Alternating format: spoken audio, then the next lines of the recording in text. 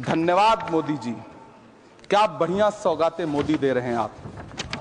पहले हमें गुजराते मोदी दिया, आप सौगातें मोदी दे रहे हैं। लेकिन यह सरकार इतना याद रखे कि इसी ठसक के साथ देश की संसद में सीए का कानून भी लाया गया था और कहा गया था बड़े बड़े भाषण देकर के कि पड़ोसी देशों से हिंदू भाइयों को ला करके यहां नागरिकता दी जाएगी। लेकिन मैं आपके संज्ञान में लाता हूं सर कि पिछले इतने दिनों में इनसे नागरिकता लेने के लिए 2000 व्यक्ति भी नहीं आए, जबकि इसके उलट इन्हीं की सरकार में पिछले 10 साल में 15 लाख से ज्यादा भारतीयों ने भारत की नागरिकता छोड़ करके दूसरे देश में जाकर के बस गए। यह हुआ उस कानून का अंजाम। सरकार ने इस बिल का नाम उम्मीद रखा है। जिस बिल को मुसलमानों के हुकूक की हिफाजत करने वाला बिल बताया जा रहा है, उसी को पेश करने के लिए और उस पर बात करने के लिए लोकसभा में भाजपा सरकार के पास एक भी मुस्लिम सांसद नहीं है। कि चिरागों के सफर में दबदबा हो आंधियों का, तो फिर अंजाम जुल्मत के सिवा कुछ भी नहीं होगा। यह दुनिया नफरतों के आखिरी स्टेज पर है, इलाज इसका मोहब्बत के सिवा कुछ भी नहीं होगा। हम डरे नहीं हैं, हम सिर्फ सरकार से अपील कर रहे हैं कि हमें अपना समझिए। हम आपके अपने हैं, इस देश के नागरिक हैं और आप ताकत में हैं। संख्या बल के आधार पर बिल हो सकता है आप पास करा ले, लेकिन आपको यह बात समझनी पड़ेगी कि हम तो वो तारीख हैं, जहनों में रहना है जिसे, कागजी पुर्जे नहीं जो फाड़ डाले जाएंगे। जिस जमी पर मैं खड़ा हूं यह मेरी पहचान है। आप आंधी हैं तो क्या मुझको उड़ा ले जाएंगे? हम ही को कातिल कहेगी दुनिया, हमारा ही कत्लेआम होगा। हम ही कुएं खोदते फिरेंगे, हम ही पे पानी हराम होगा। मैं भावुक हूं, मेरी पलकें गीली हैं।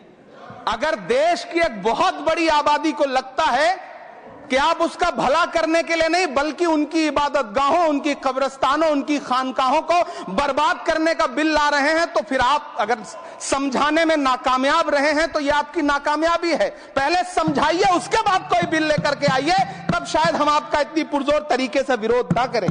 धन्यवाद सभापति महोदय। हम ही को कातिल कहेगी दुनिया, हमारा ही कत्लेआम होगा। हम ही कुएं खोदते फिरेंगे, हम ही पे पानी हराम होगा। सभापति महोदय, सन 1947 में दिल्ली की जामा मस्जिद की तारीखी सीढ़ियों पर खड़े होकर के भारत रत्न मौलाना अबुल कलाम आजाद साहब ने कहा था कि मुसलमानों कहां जा रहे हो, यह है तुम्हारा मुल्क, यहां तुम्हारे आबाओ अजदाद की कब्रें हैं। उस वक्त मौलाना आजाद की ये सदाएं सुन करके लोगों ने अपने सरों की गठरियां उतार करके रख दी थी। आज उसी दिल्ली में मौजूद देश की संसद में एक बिल आया है जो हमसे उसी जामा मस्जिद की सीढ़ियों के सबूत मांगेगा, जो उन्हीं सीढ़ियों के पास अपनी कब्र में सोए हुए मौलाना आजाद को फिर से कब्र से सदा देनी पड़ेगी कि ये जो कब्र है वो मेरी कब्र है, ये किसी सरकार की जागीर नहीं है। सभापति महोदय, मैं जहां खड़ा हूं इसी संसद भवन के सामने सड़क के उस पार अपनी कब्र में सोए हुए भारत के पूर्व राष्ट्रपति फखरुद्दीन अली अहमद की कब्र है। शायद अब उस कब्र से भी सदाएं आए कि यह कब्र मेरी कब्र है, यह सरकार की जागीर नहीं है। सभापति महोदय, मैं वक्फ कानूनों में किए जा रहे संविधान विरोधी बदलावों के खिलाफ बोलने के लिए खड़ा हुआ हूं। संविधान का आर्टिकल 14 हो, 29 हो, 30 हो, चीख चीख कर कहता है कि देश में सब बराबर के हकदार हैं। आर्टिकल 26 कहता है कि सबको अपने अपने मजहबी कामों के लिए मंदिर, मस्जिद, गिरजाघर, गुरुद्वारों का निर्माण करने का हक है और उसका रखरखाव का भी हक है। लेकिन डॉक्टर बाबा साहब अंबेडकर के संविधान को हर दिन कुचलने वाली यह सरकार देश के मुसलमानों से नफरत में इतनी अंधी हो गई है कि खुलेआम देश की संसद में देश सरकार के माइनॉरिटी मिनिस्टर साहब और होम मिनिस्टर साहब झूठ बोलते हैं और देश को गुमराह करते हैं। झूठ शब्द असत्य बोलते हैं। सरकार ने इस बिल का नाम उम्मीद रखा है। मंत्री जी कल से इसे देश के मुसलमानों के लिए नई उम्मीद बता रहे हैं। नहीं मंत्री जी, न तो यह बिल मुसलमानों के लिए नई उम्मीद है और न ही उम्मीद की नई किरण। सभापति महोदय, भाजपा ने पूरे देश में वक्फ के नाम पर कई सारे झूठ फैलाए हैं। आइए आज उनकी सच्चाई पर बात करते हैं। वक्फ ट्रिब्यूनल को संसदीय शब्द ऐसे बताया जाता है जैसे वक्फ ट्रिब्यूनल कोई मजहबी खाप पंचायत हो। सभापति महोदय, जबकि सच्चाई यह है कि वक्फ ट्रिब्यूनल भी तो सरकारी न्यायिक विभाग है, जिसमें सरकार द्वारा नियुक्त जज होते हैं, जिसमें प्रशासनिक अधिकारी होते हैं, कहीं ऊपर से थोड़ी आ गए।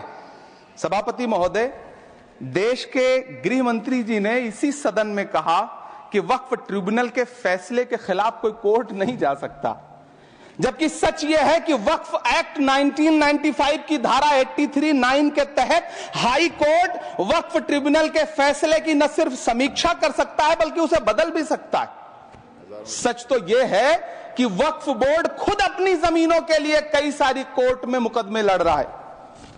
सभापति महोदय, दिल्ली की जिन 123 संपत्तियों को लेकर कल माइनॉरिटी मिनिस्टर, होम मिनिस्टर साहब और अभी आदरणीय नेता सदन बात कर रहे थे, आइए उनकी सच्चाइयों पे भी बात करते हैं।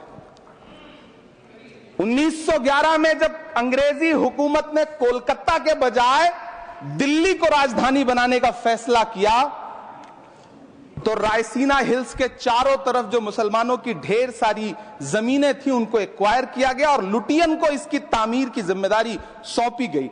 सेंट्रल विस्टा की तरह लुटियन जोन का मेगा प्लान तैयार हुआ, लेकिन उस वक्त के मुसलमानों ने उस वक्त की अंग्रेजी हुकूमत से अपनी इबादत गाहों को बचाने के लिए लड़ाई लड़ी। मामला ब्रिटिश गवर्नमेंट तक पहुंचा। तब यह तय हुआ कि वो जो धार्मिक स्थल हैं उन्हें जस का तस रहने दिया जाएगा। इंडिया गेट के बगल वाली मस्जिद हो, जाब्तागंज, सुनहरी बाग मस्जिद हो, पार्लियामेंट रोड वाली मस्जिद हो, ऐसी 123 संपत्तियों के मैनेजमेंट के लिए 1913 में मुसलमान वक्फ वैलिडेशन एक्ट बना और उसके बाद एक नया शहर बसाया गया जिसे लुटियंस जोन का नाम दिया गया। फिर 1943-45 के बीच एक और समझौता हुआ आजादी से पहले, उसके तहत काफी सारी वक्फ जायदादों को सुन्नी मजलिस औकाफ बनाकर उसके अंडर किया गया ताकि उसकी देखरेख की जा सके। गृह मंत्री जी 2 दिन से सदन में जो बात कह रहे हैं वो दरअसल 123 संपत्तियां उसी सुन्नी मजलिस औकाफ के तहत आती है। सभापति महोदय, आजाद भारत आजाद हुआ। आजादी के बाद भारत में 1954 में वक्फ एक्ट लागू हुआ, जिसकी धारा 9 के तहत 1964 में केंद्रीय वक्फ काउंसिल का गठन हुआ। दिल्ली की वही 123 प्रॉपर्टीज को 1970 में सर्वे गजट करके गजट नोटिफाई किया गया। इसके निपटारे के लिए पूर्व प्रधानमंत्री इंदिरा जी के द्वारा 1974 में एक बर्नी कमेटी बनाई गई। बर्नी कमेटी ने 1976 में इन 123 संपत्तियों को दिल्ली वक्फ बोर्ड की संपत्ति होने की रिपोर्ट सौंपी। उस रिपोर्ट के आधार पर 1984 में कांग्रेस सरकार ने उन 123 प्रॉपर्टीज को दिल्ली वक्फ बोर्ड को सौंपने का फैसला किया, जिसके खिलाफ विश्व हिंदू परिषद कोर्ट गई। मामला 2011 तक पेंडिंग रहा। फिर 2011 में कोर्ट ने सरकार को आदेशित किया कि इसका निपटारा करो। तब 2013 में तत्कालीन यूपीए सरकार ने दिल्ली की उन्हीं 123 जायदादों को बर्नी कमेटी की सिफारिशों के मुताबिक वक्फ बोर्ड के हवाले किया। यही वो प्रॉपर्टीज हैं जिनके नाम से गृह मंत्री जी कल से कांग्रेस को कोस रहे हैं।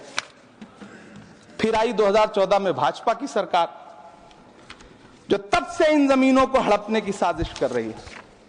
जिस बिल को मुसलमानों के हुकूक की हिफाजत करने वाला बिल बताया जा रहा है, उसी को पेश करने के लिए और उस पर बात करने के लिए लोकसभा में भाजपा सरकार के पास एक भी मुस्लिम सांसद नहीं है। जिस वक्त, मैं लोकसभा कह रहा हूं, सुना करिए, जिस वक्फ बिल को मुस्लिम महिलाओं को हक दिलाने वाला बताया जा रहा है, उसे संसद में पेश करने वाली पार्टी के पास न तो राज्यसभा में, न लोकसभा में, न देश की किसी विधानसभा में एक भी मुस्लिम महिला सदस्य नहीं। कल किरण रिजिजू जी कह रहे थे कि रेलवे की जमीनें देश की जमीनें हैं, डिफेंस की जमीनें देश की जमीनें हैं। हां मंत्री जी, हैं, बिल्कुल हैं। ये जो वक्फ की जमीनें हैं, ये हमारे पुरखों ने धार्मिक कामों के लिए डोनेट किया है, तो तो हम भी तो इसी देश के नागरिक हैं, हम भी तो इसी देश के बेटे हैं, तो वक्फ की जमीनें भी तो इसी देश की जमीनें हैं, उनको पराया क्यों बोलते हैं आप? सभापति महोदय, अशफाकुल्लाह खान जब फैजाबाद की जेल में फांसी के फंदे पर झूल रहे थे तो इसी देश की जमीन के लिए झूल रहे थे ना। सभापति महोदय, अंडमान की जेल में काला पानी की सजा काटकर अपनी जान देने वाले मौलाना फजले हक खैराबादी हो या शेर खान अफरीदी हो, वो भी तो इसी जमीन के लिए अपनी जान दे रहे थे ना। सभापति महोदय, पाकिस्तान के खिलाफ लड़ते हुए अपनी जान देने वाले महावीर चक्र विजेता ब्रिगेडियर उस्मान हो या पाकिस्तान के पैटर्न टैंक उड़ाने वाला परमवीर चक्र विजेता वीर अब्दुल हमीद हो, वो भी तो इसी जमीन के लिए अपनी जान दे रहा था ना। और मंत्री जी, मैं इस सदन में अलल ऐलान ये कहता हूं कि जब भी इस देश की जमीन को लहू की जरूरत होगी, आपसे 2 कदम आगे इमरान खड़ा मिलेगा, ये मैं आपसे यकीन दिलाते हुए कह रहा हूं। सभापति महोदय, मैं सरकार से कहना चाहता हूं, हमसे हमारी इबादत गाहें तो मत छीनिए ना, हमारे घरों पे बुलडोजर तो मत चलाइए ना, हमारी कब्रों में तो हमें सुकून से सोने दीजिए ना। सभापति महोदय, माइनॉरिटी मिनिस्ट्री का बजट कट करके, मुस्लिम बच्चों की स्कॉलरशिप बंद करके अब सरकार कह रही है कि हम वक्फ की आमदनी से गरीब मुसलमानों का भला करेंगे। गुजरात की बेटी बिल्किस के बलात्कारियों की रिहाई के बाद उन्हें माला पहनाने वाली लोगों के नेता ये कह रहे हैं कि यह बिल मुस्लिम महिलाओं को उनका हक दिलाएगा। धन्यवाद मोदी जी, क्या बढ़िया सौगातें मोदी दे रहे हैं आप।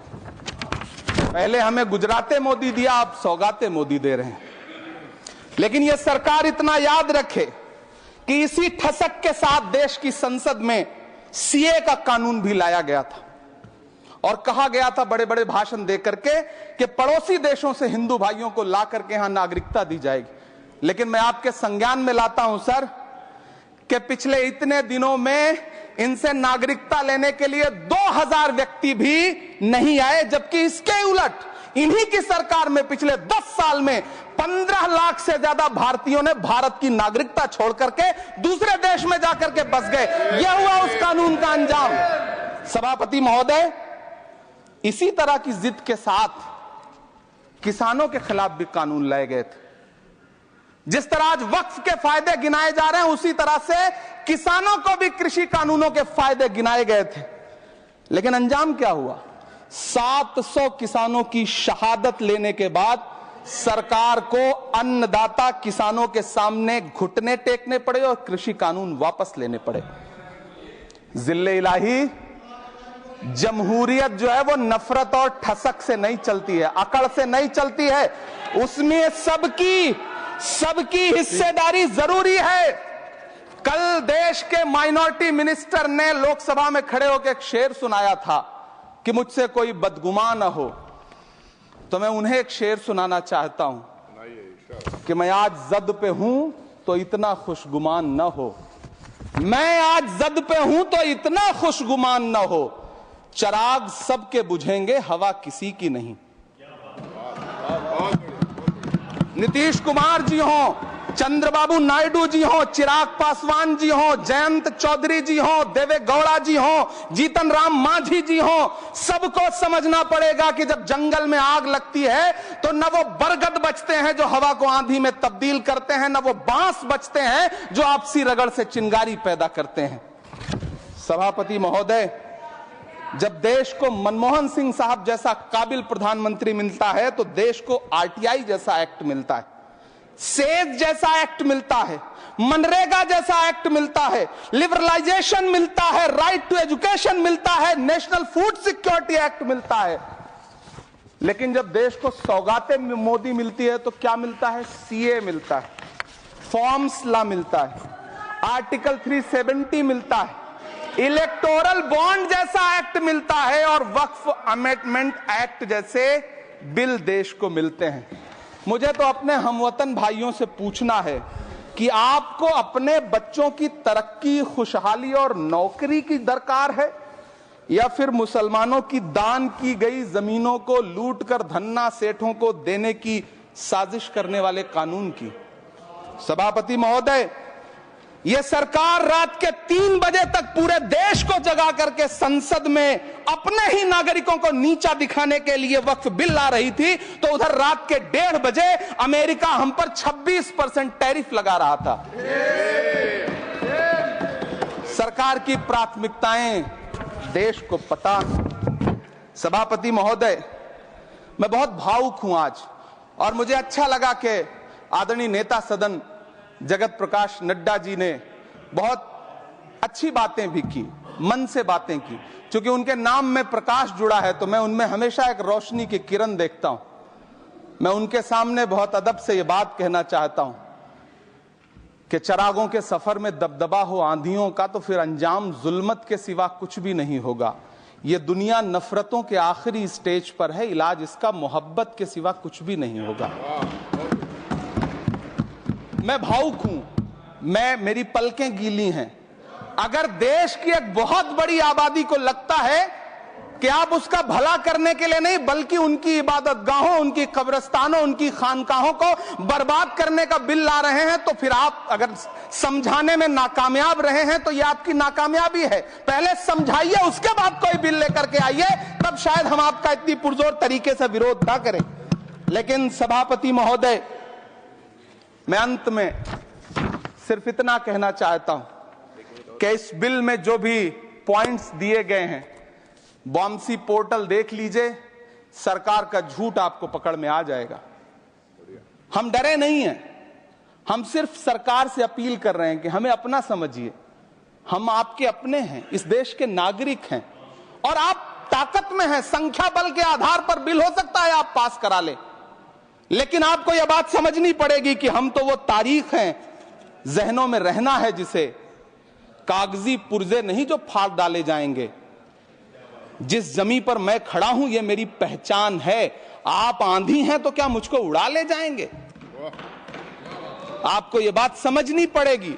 आपको अगर इतना विपक्ष की तरफ से पहले जेपीसी में इतने सारे पॉइंट्स आए, और उसके बाद कल से लोकसभा में और राज्यसभा में सुझाव आप सुनने को तैयार नहीं है, लोगों की शंका को दूर करने के बारे में आप बिल्कुल सोच नहीं रहे, बस आप कह रहे हैं यह बिल उम्मीद की नई किरण है। नहीं साहब, इसे भले किरण जी लेके आए हैं, लेकिन ये उम्मीद की नहीं बल्कि नाउम्मीदी की किरण है। और इस देश की एक बहुत बड़ी आबादी इस बात से खदशे में है, शक में है कि आप सीधे उनकी जमीनों को लूट करके धन्ना सेठों को बेचना चाहते हैं। मेरी अब भी आपसे अपील है कि इस बिल को वापस लीजिए। यह बिल कहीं से आपके अपने नागरिकों के लिए अच्छा नहीं है। यह बिल सिर्फ इस देश के मुसलमानों को नीचा दिखाने का और अपने एक ऐसे मतदाता वर्ग को खुश करने का बिल है जिनको इस बिल के पास हो जाने से कुछ मिलेगा भी नहीं, लेकिन आप एक नैरेटिव देना चाहते हैं, एक मैसेज देना चाहते हैं।